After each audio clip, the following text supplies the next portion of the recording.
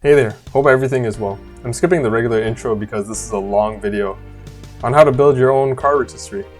I had professional help when building this, so please don't attempt this on your own. Some things you'll need are equipment, which you can make do without some things, but it'll take longer. 2 engine stands, either the 750 or 1,000 pound ones. Metal, the specifications are to follow. Casters. I got some heavy duty ones off of Amazon. Safety gear, please be safe. I don't want a car falling on you, or you getting blind, or you getting burned, or you lighting on fire.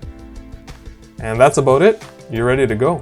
The first step is to really research and plan what you're going to do. I spent way more time than I care to admit searching on the internet for people who have done this and how exactly they did this. Your local search engine will help point you in the right direction. During planning, I actually decided to break this down into 3 further parts. Part A, building the rotisserie with the engine stands. Part B, building the car mounts and where they will connect the car to the rotisserie. And Part C, actually taking the car with the mounts and connecting it to the stand. If that doesn't make sense, don't worry. It'll be explained when you see what exactly I'm doing. Step 2 was to actually go out and buy the metal. I sketched out very horribly what I needed and added some additional parts later on. Also looking up some reference material and seeing what other people did. This is the list of material I used, so pause or screen cap the vid if you plan on referencing it in the future. Step 3 was to cut out and modify the engine stand. I'm going to cover some parts here just now for the intro's sake, but you can rest assured that I did it for every step. Preparation is key, so measuring, cutting, grinding, sanding, and welding can all follow suit. So right here I'm cutting out the engine stand in half. I plan to do this on both of the engine stands, so everything here is ×2 and extended by about 1 foot. Next up is preparing it by sanding it. I used one of these clean and strip discs you can find online. There's a lot of different vendors that make them and they all kind of do the same thing, but it gets rid of the paint, goes down to bare metal, and ensures that when you weld, it's completely nice and bare and you get a good weld and good adhesion. And there's no smoke or there's no toxic fumes coming out from the paint. You can see here I prepared both the tips for the head section as well as kind of the base section of the neck. And this is the extension part, or this is the metal that I'm going to be using for the extension. Trying to balance it, I wanted to make sure that it was completely level, and you can see that I put the level up here just to double check and triple check that, the final result would actually be perfect. Of course, it was a little bit off, so what came next was grinding. With a little bit of grinding, I was able to get the tops of them completely level, so that when the car would sit on the engine stands, it too would be completely level. Success achieved. The metal on top of the engine stands now is completely level after that grinding, and we can go ahead and tack weld in the tops. Double checking here again to see that it's level.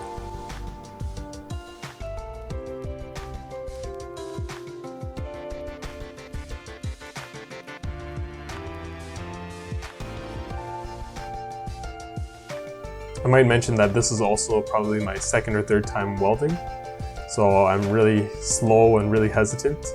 Please don't be too harsh with your judgment.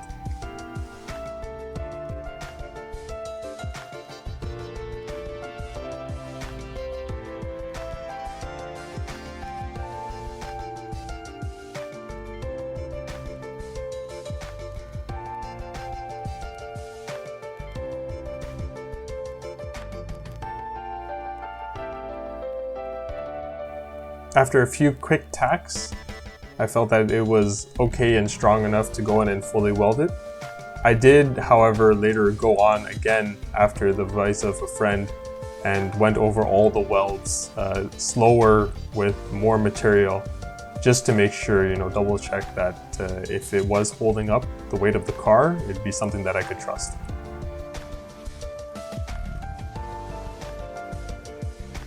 And this is the final product. An engine stand neck that is extended. Step 4 was to cut and modify the base of the engine stand. Since I was using a 750 pound model, the base didn't have a wide part. So I added this, I think it's a 3-foot 2x2 piece of metal at the bottom. This is what it looks like semi-assembled, with the extension of the neck and the extension of the base. I'm pointing out where it's all welded together and what's the next step, which is casters. So, fast forwarding the preparation of the metal bars here, I cut off those little tabs that you saw earlier that you can see right there, and I'm going to mount the casters directly onto these bars. With a quick couple tacks in and a couple welds later, they were all mounted and ready to go. Step 6 was to add some cross bracing support. This would help in case the car starts to wobble. The neck isn't the only thing holding up the car, and this cross bracing will really help some lateral stabilization. Here I am quickly tacking in and fully welding in these cross bracing supports. I did later on go and add in an extension to the base. You'll see that much later on. So kick your feet up, get your favorite cold beverage, because you're done part A. You've cut and extended the neck, you've extended the front base, you've mounted the casters, and you've also welded in some cross bracing support. You're mostly done part A. There's actually very little left to do for this section. Overall, you're 1/3 of the way there. So let's get started on the next section. Welcome to part B, drilling and mounting some metal onto your car so that it can mount to the rotisserie. What I did here was took some tape and measured the mounting points and transferred that tape to a piece of metal so that I can drill exactly where the holes would align. A drill press is highly recommended here. This is the part that I was talking about a little bit earlier, where some equipment you can do without, but with it it'd be much faster. If I had a drill press and perhaps actually some tapping oil, I would be able to do this a lot quicker. You can see that I drilled 2 holes for each bolt. One so that I can actually tighten the bolt by putting a socket through. And this way, by doing this quickly while it's not mounted on the car, I am able to access it. And I can sandwich the car in between the side over there. You can see I've already done one of them, and this is what it looks like mocked up on the car. Step 8 is optional. As you can see, the rear of my car was actually really rusty and there was some previous work done to it. I wasn't actually able to put a bar flat there, so I had to cut out this back piece of metal. Speaking of which, I'll probably need a new regular intro. But I had to cut it out in order to get the bar to go flat against it. Step 9 was to drill holes for the engine stand mounts in the front and the rear. So this part, I'm connecting the spinny part of the engine stand onto a bar that will connect to the car. This is what the final product looks like. I have my bolts and I have my nuts and I have my washers just all on the side over here. And with these nuts and washers, I can sandwich it in between the bar and the spinny engine stand part. Sorry, I don't know the exact name for it. I made sure to cut holes on one side a little bit larger, just so that I can fit a socket inside there to fully tighten down and torsion it properly. Step 10 was to mount the bar on the car. Here it is on the rear. You want to make sure that the black part sticking out right there is exactly parallel to the ground. Otherwise, torsion is going to be put on the frame of the car and it might bend inward. Step 11 was to tack the front bar in. I'm using a level here because, as I mentioned before, I want it to be exactly level. Kick your feet up again, because you've done part B.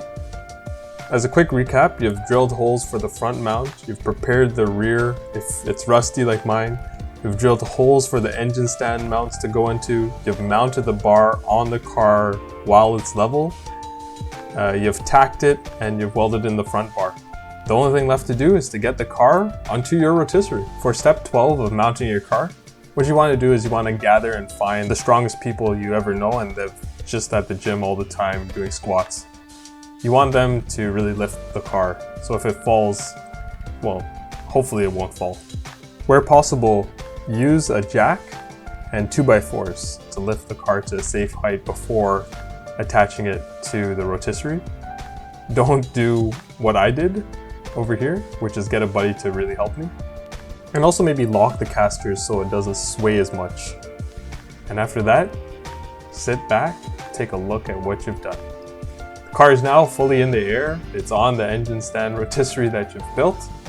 You're not out of the woods completely yet, but you're mostly out of the woods. Give it a little wiggle here and there. Make sure you're standing far away from it.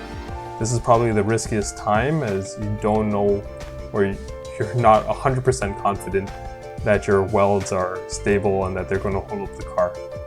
Ask a professional or ask a buddy who does welding to come and check your welds to make sure that everything is good, probably before you even put the car up. But once it's up, hey man, take a look inside, see all the rust from the underneath, see all the work planned ahead from you, and just take a breather. Some things that I added to finalize the rotisserie was this long 10-foot 1x1 piece of metal that holds the two pieces of the rotisserie engine stands together. This prevents them from kind of shooting out, and in case I do need to move it to get blasted or something, it will hold it together. I did also add some extensions onto the sides. When I was rotating it, I did find that one of the wheels did come up a little bit, and I was just a little bit I was not 100% confident, and I wanted to completely erase any doubt in my mind that something catastrophic could happen. So that's why those were added. Well, what's next? Well, some things actually on this list have already been done. I don't know if you caught it earlier, but the suspension has already been removed. So next is the brake lines and the steering wheel column. Actually, just removing anything that can be removed from the underneath to get access to the bare chassis is probably the next step. Then we start on the metal work. The floor pans are in bad shape, the roof is in bad shape, the rear quarters are all dented. There's a lot of metal work that needs to be done, probably some engine bay prep as well. Anyways, thanks for watching. Hopefully this has been a helpful video for someone. Stay safe out there, and if they don't find you handsome, they should at least find you handy. Cheers.